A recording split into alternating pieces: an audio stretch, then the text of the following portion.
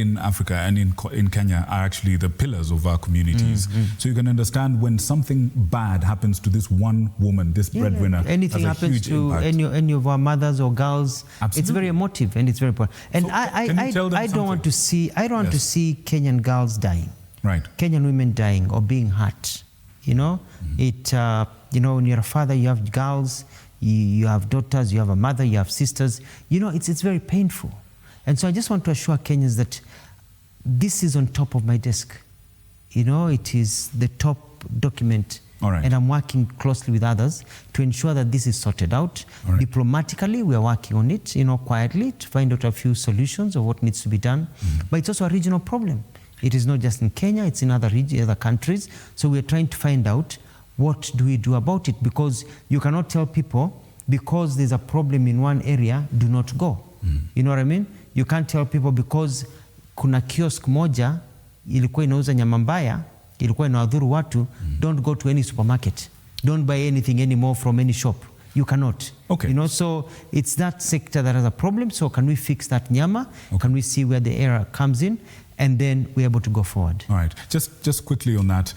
So in the interim, as you and your team are working on this issue, can you be able to tell Kenyans when they can expect a definitive answer on why this particular sector is an issue? And if you may, just one more.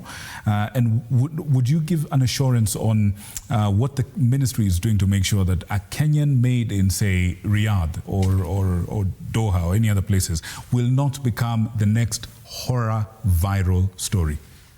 What I can tell Kenyans is that we have improved the system. I have new labor attaches in these countries.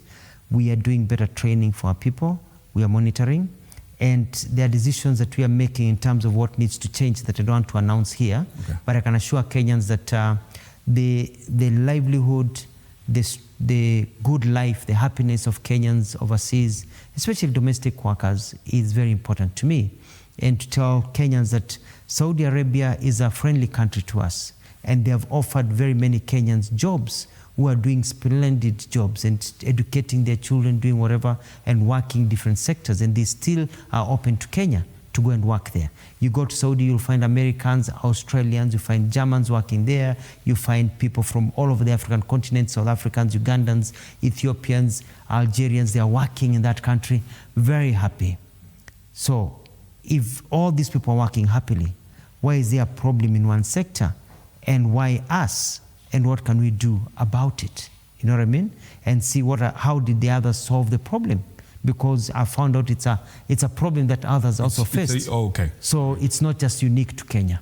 So I'm trying to find it. So we cannot demonize this country. No, in a few months. In a few months. In a few months, I'll have come up with a program that ensures that that things are taken better off here. And I want to finally just tell Kenyans that unajua, you just reminded me in your intro, maswali kwa wanafunzi by mwalimu, I think Onyango Joel.